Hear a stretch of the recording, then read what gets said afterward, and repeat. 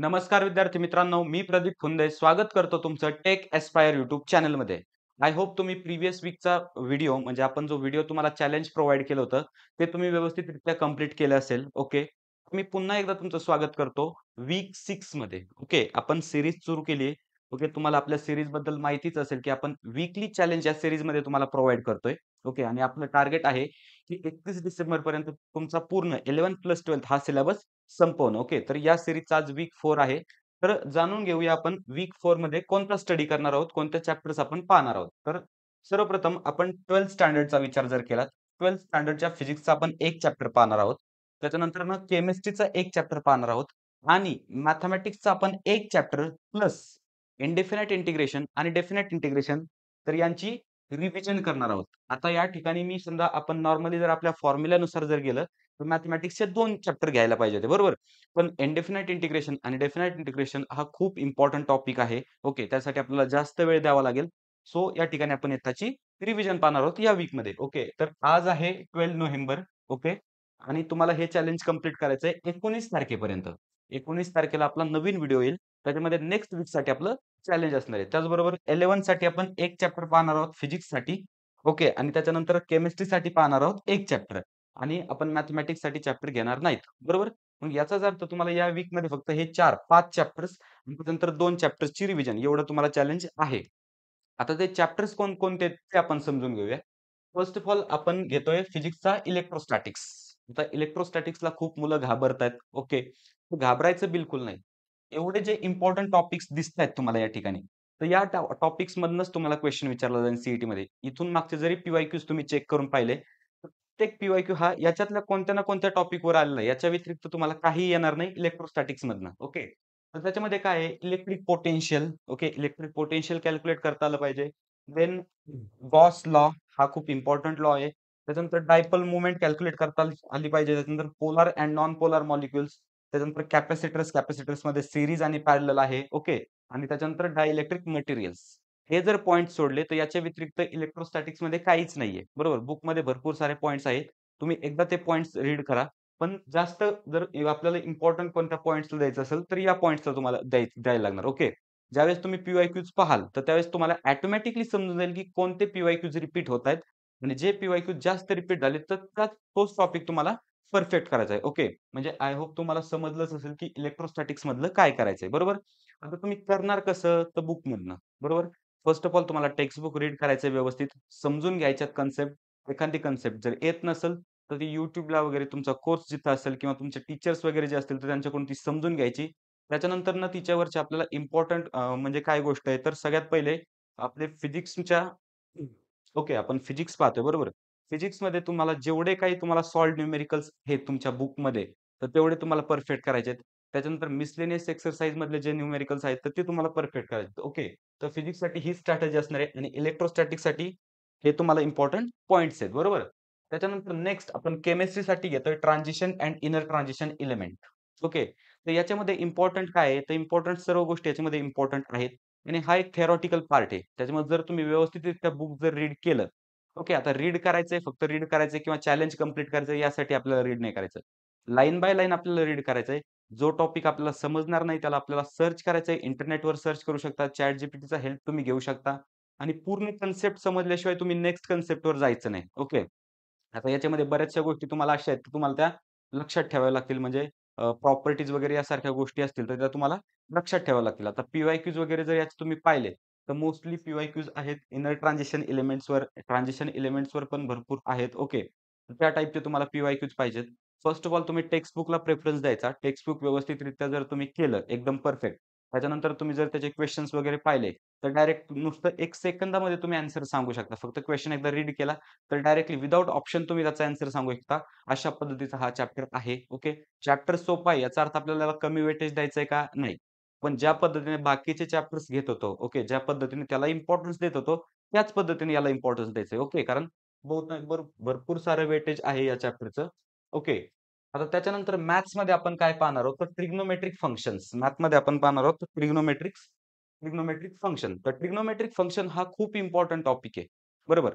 आता मी इथं पूर्ण बुकचं घेतलं म्हणजे बुकमध्ये जेवढं असतं तेवढ्या पूर्ण कन्सेप्ट इथं घेतल्यात. म्हणजे का घेतल्यात? कारण याच्या कन्सेप्टची तुम्हाला गरज आहे. ओके. जरी या टॉपिकवरनं ॲज इट इज क्वेशन नाही आले, ठीक आहे. तरी हा जो टॉपिक आहे ट्रिग्नोमेट्रिक फंक्शन हा तुम्हाला इंटिग्रेशनमध्ये लागतोय, त्याच्यानंतर डिफरन्शिएशनमध्ये लागतोय, म्हणजे भरपूर साऱ्या ठिकाणी तुम्हाला हा टॉपिक लागतोय ट्रिग्नोमेट्रिक फंक्शन. त्याच्यामुळे जेवढं होईल तेवढं ट्रिग्नोमेट्रिक फंक्शन तुमचं परफेक्ट करण्याचा प्रयत्न करा. जर तुम्ही ट्रिग्नोमेट्रिक फंक्शनला अजून हातही घातलेला नसेल, चालूही केलं नसेल, माझं तुम्हाला सांगणं असेल, की तुम्ही एकदा 11चं परफेक्ट करा. ट्रिग्नोमेट्री 1 आणि ट्रिग्नोमेट्री 2 त्याच्यानुसार तुम्हाला तुमचे बेसिक्स क्लिअर होऊन जातील आणि त्याच्यानंतर तुम्ही 12th कडे या. ओके, आता 12th मध्ये काय आहे ट्रिग्नोमेट्रिकचं इम्पोर्टंट ट्रिग्नोमेट्रिक इक्वेशन्स आहेत, त्यांचे सोल्युशन्स आहेत. त्याच्यानंतरनं पोलार कोऑर्डिनेट्स म्हणजे काय असतात, त्याच्यानंतरनं रिलेशनशिप बिटवीन पोलार आणि कार्टेशियन कोऑर्डिनेट्स तुम्हाला ते कन्व्हर्ट करता आले पाहिजे. पोलारमधनं कार्टेशियनमध्ये, कार्टेशियनमधनं पोलारमध्ये. त्याच्यानंतरनं म्हणजे एक ते ट्रायंगल तुम्हाला सॉल्व्ह करता आला पाहिजे. त्याच्यानंतर साइन रूल असेल, कोसाइन रूल असेल, प्रोजेक्शन रूल असेल. ओके आणि महत्त्वाचं म्हणजे ॲप्लिकेशन बेस्ड क्वेशन्स. ट्रिग्नोमेट्रीमध्ये डायरेक्टली तुम्हाला क्वेशन येऊ शकतात. सिम्प्लिफिकेशनवर किंवा आयडेंटिटीवर येऊ शकतात. आणि महत्त्वाचं म्हणजे अजून ॲप्लिकेशन बेस्ड क्वेशन्स सुद्धा तुम्हाला ट्रिग्नोमेट्रीमध्ये येऊ शकतात. त्याच्यानंतर इन्व्हर्स ट्रिग्नोमेट्रिक फंक्शन येऊ शकतं. ओके. तर यासारख्या गोष्टी तुम्हाला ट्रिग्नोमेट्रिकमध्ये येतील. त्याच्यामुळे जे फॉर्म्युले वगैरे आहेत, तर ते तुम्हाला फॉर्म्युला शीटमध्ये एंटर करून ठेवायचे आहेत. त्याच्यानंतर महत्त्वाची गोष्ट म्हणजे या ज्या कन्सेप्ट आहेत, तर त्या परफेक्टच करायच्यात. कारण या कन्सेप्ट तुम्हाला तुमच्या सी-ई-टीसाठी इंडेफिनाइट इंटिग्रेशन, डेफिनाइट इंटिग्रेशन, त्यांच्या ॲप्लिकेशनसाठी, डिफरन्शियल इक्वेशनसाठी सर्व गोष्टीसाठी तर इम्पोर्टंट आहेत. त्याच्यानंतर तुम्ही ज्यावेळेस इंजिनिअरिंगला जाणार, फर्स्ट इयरच्या पूर्ण सिलेबसमध्ये तुम्हाला ट्रिग्नोमेट्रिक फंक्शन्स तुम्हाला पाहायला मिळतील. ओके आणि स्पेशली जे मुलं कोर ब्रांचेस घेणार आहेत, तर त्यांच्यासाठी ट्रिग्नोमेट्री हे त्यांचं बॅकबोन असणार आहे. ओके. त्याच्यामुळे आत्तापासून अभ्यास करा. ओके. जेणेकरून तुमचे बेसिक्स क्लिअर होतील. त्याच्यामुळे ॲडव्हान्ससाठी तुम्ही प्रिपेअर राहा. म्हणजे ट्रिग्नोमेट्रिक फंक्शन आपल्याला व्यवस्थित करायचं आहे. ओके. तुम्हाला इम्पोर्टंट पॉइंट्स इथं दिलेत. आता जेवढे बुकमध्ये तुमच्या पॉइंट्स दिलेत, तेवढे तुम्ही directly as it is cover केले तरी चालतील. ओके. त्याच्यानंतर आता मॅथेमॅटिक्स झालं. त्याच्यानंतर 11 साठी ओके. हां, आपल्याला काय करायचंय मॅथेमॅटिक्सचा आपण एक चॅप्टर पाहिला. त्याच्यानंतर आपल्याला महत्त्वाचं एक काम करायचंय ते म्हणजे इनडेफिनाइट इंटिग्रेशन जे आपण प्रिव्हियस वीकमध्ये पाहिलं होतं आणि डेफिनाइट इंटिग्रेशन. तर यांची तुम्हाला पूर्णपणे रिव्हिजन करायची. ओके. आता रिव्हिजन करत असताना ऑलरेडी तुम्ही या टॉपिकचा स्टडी केला असेल. ओके आणि जर नसेल केला तर स्टडी सुरू करा. रिव्हिजन करत असताना तुम्हाला काय करायचंय, की तुम्हाला पहिल्या फॉर्म्युल्यापासून ज्या पद्धतीने तुम्ही अभ्यास केला होता, ओके, स्टार्ट केलं होतं. पहिल्या फॉर्म्युल्यापासून तर लास्टच्या एक्झाम्पलपर्यंत तुम्हाला पूर्ण गो थ्रू व्हायचंय. पी-वाय-क्यूज चेक करायचे. पी-वाय-क्यूज तुमच्या मनाने तुम्हाला स्वतः सॉल्व्ह करता येतायत की नाही हे पाहायचंय. जर येत नसतील तर आपलं कुठं चुकतंय हे तुम्हाला पाहायचंय. ओके. व्यवस्थित अॅनलाईज करायचंय. कारण पहा, इनडेफिनाइट इंटिग्रेशन आणि डेफिनाइट इंटिग्रेशन जर तुम्हाला व्यवस्थित आलं, तरच तुम्हाला मॅथ्सचा सेकंड पार्ट ईझी जाणार आहे. बरोबर? कारण डेफिनाइट इंटिग्रेशन, इंटिग्रेशन आणि डेरिव्हेटिव्ह सोडून बाकी मॅथ्सच्या सेकंड पार्टमध्ये काहीच नाही. बायनॉमियल डिस्ट्रिब्युशन आणि प्रोबॅबिलिटी डिस्ट्रिब्युशन आहे, पण तो छोटासा पार्ट आहे. बरोबर? महत्त्वाच्या ज्या कन्सेप्ट आहेत, डेरिव्हेटिव्ह, ओके, डेरिव्हेटिव्ह सोपा आहे, तुम्हाला घेता येतोय, बरोबर. पण अवघड काय जातं? तर इंटिग्रेशन अवघड जातं. इंटिग्रेशन अवघड का जातं? पण फॉर्म्युले पाठ करत नाही, बरोबर. मग फॉर्म्युले पाठ करण्यासाठी किंवा लक्षात ठेवण्यासाठी काय करायचंय, एकदा व्यवस्थितरित्या फॉर्म्युले लिहायचेत. डेली तुम्हाला कमीत कमी 2 ते 3 वेळेस फॉर्म्युले वाचायचे, त्यावेळेस तुमचे पाठ होतील. बऱ्याचशा विद्यार्थ्यांचं मी असं ऐकलंय, की एक्झामच्या वेळेस गेल्यावर त्यांना फॉर्म्युले वगैरे आठवत नाहीत. म्हणजे simple integration of e raise to x हा फॉर्म्युला त्यांना आठवत नाही. म्हणजे त्याच्यामध्ये ते कन्फ्यूज होतात. कारण एक्झाममध्ये तुमच्यावर प्रेशर असतो, बरोबर आहे. तिथं तुम्हाला लिमिटेड टाईम असतो. तर त्याच्यामुळे तुम्ही काय करायचं, की जेवढं होईल तेवढं परफेक्शनकडे लक्ष द्यायचंय. तुम्हाला व्यवस्थितरित्या याची रिव्हिजन करायची. तुम्हाला हा एक्स्ट्रा वीकमध्ये हे तुम्हाला मी प्रिव्हियस वीकचं चॅलेंज देतोय. ओके. मग त्याच्यामुळे व्यवस्थित टाईम युटिलाइज करायचा आहे. टाईम व्यवस्थित मॅनेज करायचा आहे आणि व्यवस्थितरित्या रिव्हिजन करायची. म्हणजे अशा रीतीने आपण पाहिलं फिजिक्सचा एक चॅप्टर, केमिस्ट्रीचा एक चॅप्टर, त्याच्यानंतर मॅथेमॅटिक्सचा एक चॅप्टर पाहिला, प्लस या 2 चॅप्टरची आपल्याला रिव्हिजन करायची. हे राहील आपलं 12th साठी. 11th साठी काय आहे? तर 11th साठी घेतलं आपण थर्मल प्रॉपर्टीज ऑफ मॅटर. फिजिक्समध्ये थर्मल प्रॉपर्टीज ऑफ मॅटर हा चॅप्टर आहे. तर हा चॅप्टर असणार आहे फक्त 1 मार्कला. बरोबर? आता 1 मार्कला असणार आहे.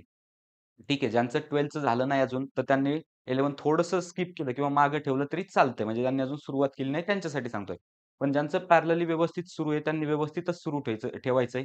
आणि 1 मार्क म्हणजे भरपूर गोष्ट झाली आहे. ओके. 1 मार्कमध्ये तुमचं एक कॉलेज शिफ्ट होऊ शकतं. ओके. किंवा तुमची एखादी ब्रांच सुद्धा शिफ्ट होऊ शकते. त्याच्यामुळं मार्क्सकडे व्यवस्थित लक्ष द्यायचंय, पर्सेंटाइलकडे व्यवस्थित लक्ष द्यायचंय. आता थर्मल प्रॉपर्टीज ऑफ मॅटरमध्ये आपल्याला करायचंय काय? तर बेसिक्सपासून सुरू करायचंय. बेसिक्सपासून कसं सुरू करायचंय? तर सर्वात प्रथम मॅटर म्हणजे काय? याच्यापासून आपल्याला सुरू करायचंय आणि आपल्याला ॲडव्हान्स पर्यंत जायचंय. ओके. तर याच्यामध्ये इम्पोर्टंट कन्सेप्ट अशा कोणत्या आहेत? तर जेवढे लॉज आहेत, चार्ल्स लॉ असेल, गे-लुसॅक लॉ असेल, बॉयल्स लॉ असेल, हे तुम्हाला व्यवस्थित करायचंय. त्याच्यानंतर यांचे एक्सप्रेशन्स जे आहेत, तर ते तुम्हाला व्यवस्थित करायचे आहेत. आता या लॉजवर भरपूर सारे क्वेशन्स इथून मागे विचारलेले आहेत. ओके, तर ते तुम्हाला पाहायचेत एकदा व्यवस्थितरित्या कोणते क्वेशन्स आलेत. मार्क्स ॲप असेल, त्याच्यानंतर वायलन ॲप असेल, या ठिकाणाहून तुम्हाला पी-वाय-क्यूज रेफर करायचे आहेत. ओके. त्याच्यानंतर जास्त क्वेशन जर कशावर विचारले गेले असतील, तर ते आहे ideal gas equation. PV is equals to NRT. Okay. तर याच्यावर तुम्हाला जास्त फोकस करायचा आहे आणि त्याच्यानंतर थर्मल एक्सपान्शनच्या प्रॉपर्टीज किंवा फॉर्म्युले जे असतील, तर त्याच्यावरही तुम्हाला फोकस करायचा आहे. म्हणजे या गोष्टी जर तुम्ही केल्या थर्मल प्रॉपर्टीज ऑफ मॅटरमधनं, तर तुम्हाला हमखास 1 मार्क याच्यामध्ये मिळणार आहे. आता 1 मार्क तुम्ही म्हणाल, की एवढे मोठे टॉपिक्स आहेत आणि फक्त 1 मार्कला मित्रांनो 1-1 मार्क आपल्यासाठी इम्पोर्टंट आहे. त्याच्यामुळे बिलकुल स्किप करायचं नाही. हां, कोण स्किप करू शकतं मी सांगतो त्यांना, ज्यांनी आत्ताशी कुठं सिलेबस सुरू केलाय, ओके, ज्यांचं अजून काहीच झालं नाही, तर त्यांनी 12th वर फोकस करावं. 11th त्यांनी थोडंसं स्किप करावं. जर वेळ भेटला तर 11th करावं. पण ज्यांचं ऑलरेडी झालेलं आहे, जे व्यवस्थितरित्या करताय, मॅनेज करताय, ज्यांच्यातून मॅनेज होतंय, तर त्यांनी बिलकुल हे स्किप करून चालणार नाही. ओके. आता नंतर केमिस्ट्रीसाठी आपल्याला पाहायचंय रेडॉक्स रिएक्शन. रेडॉक्स रिएक्शनमध्ये काय आहे, जास्त इम्पोर्टंट मी फक्त इथं एक शॉर्ट की घेतली ओके. तर ऑक्सिडेशन रिएक्शन, रिडक्शन रिएक्शन आणि त्यांचे रिएजंट्स याच्यावर जास्त करून क्वेशन येतायत. म्हणजे एव्हरी क्वेशन मी जे पी-वाय-क्यूज वगैरे पाहिले, ओके, त्याच्यावर मोस्ट ऑफ क्वेशन हे रिएजंट्स त्यांनी विचारलेलं आहे. ओके. त्याच्यामुळे रिएजंट्स तुम्हाला व्यवस्थित लक्षात ठेवायचे आहेत. तुमच्या फॉर्म्युला शीटमध्ये, तुमच्या शॉर्ट नोट्समध्ये ते एंटर करून ठेवायचे आहेत आणि तुम्हाला ते आपण जसा फॉर्म्युला पाठ करतो, आपण जसा फॉर्म्युला लक्षात ठेवतो, तर त्या पद्धतीने तुम्हाला काही ना काहीतरी शॉर्ट ट्रिक एक शोधायची आणि त्याच्यानुसार तुम्हाला ते रिएजंट्स लक्षात ठेवायचे. म्हणजे अशा रीतीने तुमचे 12th पण कव्हर होतंय. 12thचे आपण 4 चॅप्टर घेतले आणि त्याच्यानंतर 11चे आपण 2 चॅप्टर घेतले. अशा पद्धतीने तुमचं हे दोन्ही पण कव्हर होतंय. ओके. आणि हे आता तुम्हाला कंप्लीट कुठपर्यंत करायचंय? 19 नोव्हेंबरपर्यंत हा सर्व सिलेबस तुम्हाला कंप्लीट करायचा. जे हे वीकली चॅलेंज आहे, आज मी तुम्हाला देतोय. ते तुम्हाला 19 तारखेपर्यंत कंप्लीट करायचं. आता तुम्ही ठरवायचंय तुम्हाला किती दिवस कोणत्या चॅप्टरला वेळ द्यायचा आहे. आठवड्याभराचं एक शेड्यूल बनवा. त्या शेड्यूलनुसार ठरवा. एकदा वेटेज पहा. वेटेजनुसार चॅप्टरला किती वेळ द्यायचा आहे किंवा तुमची कोणती कन्सेप्ट वीक आहे, तुमची कोणती कन्सेप्ट चांगली आहे, हे तुम्हाला व्यवस्थितरित्या पाहायचंय आणि त्याच्यानुसार व्यवस्थित प्रॉपर शेड्यूल बनवून प्रॉपर अभ्यास करायचा आहे. मित्रांनो, आता बोर्डचं टाईम टेबल डिक्लेअर झालंय. पहिला पेपर आय थिंक 10 फेब्रुवारीला आहे. बरोबर? आता ठीक आहे 10 फेब्रुवारी थोडंसं लांब आहे, बरोबर? पण विचार करा त्याच्या अगोदर तुमचे प्रॅक्टिकल्स असणार आहेत. त्याच्या अगोदर तुमच्या ओरल्स असणार आहेत. प्रॅक्टिकल एक्झाम असणार आहेत. सबमिशन असणार आहे तुमचं किंवा तुम्हाला राइटअप्स तर लिहावे लागतील. ओके. तर एवढ्या साऱ्या गोष्टी असणार आहेत. तुमचा 1 महिना कधी निघून जाईल हे समजणार पण नाही, बरोबर? फेब्रुवारी महिना गेला बोर्ड्समध्ये, जानेवारी महिना गेला तुमच्या प्रॅक्टिकल्स वगैरेमध्ये, ओरल्समध्ये. हा तो कोणता आता डिसेंबरपर्यंत तुम्हाला अभ्यासाला वेळ मिळतोय, बरोबर? तर त्याच्यामध्येही तुमच्या एक्झाम्स असतील, प्रिलिम्स वगैरे असतील. ओके. आपण त्या जरा थोड्याशा निग्लेक्ट केल्या. पण लक्षात ठेवायचं आपल्याला 31 तारखेपर्यंत, 31 डिसेंबरपर्यंत आपल्याला सिलेबस संपवायचा आहे.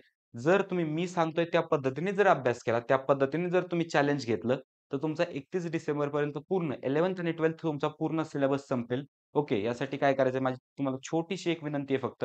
आपल्या चॅनलला सबस्क्राईब करायचंय. या व्हिडिओच्या डिस्क्रिप्शनमध्ये आपण WhatsApp ग्रुपची लिंक प्रोव्हाईड केली. त्या WhatsApp ग्रुपला तुम्हाला जॉइन व्हायचंय. तर तुमच्या अभ्यासासाठी टेक एस्पायर टीमकडनं, माझ्याकडनं तुम्हाला खूप खूप शुभेच्छा. व्यवस्थितरित्या अभ्यास करा. एका चांगल्या इंजिनिअरिंग कॉलेजमध्ये जा. जर हा व्हिडिओ तुम्हाला आवडला असेल, तर व्हिडिओला लाईक करा. ओके. हा व्हिडिओ तुमच्या मित्र-मैत्रिणींपर्यंत शेअर करा. जे एम-एस-टी सी-ई-टीची प्रिपरेशन करतायत, त्या विद्यार्थ्यांसोबत हा व्हिडिओ शेअर करा. आणि त्याचबरोबर महत्त्वाचं म्हणजे आपल्या टेक एस्पायर सोबत जॉइन व्हा. सबस्क्राईब बटनवर क्लिक करा. तर ठीक आहे मित्रांनो, भेटूया नेक्स्ट व्हिडिओमध्ये अशाच एका इन्फॉर्मेटिव्ह टॉपिक सोबत.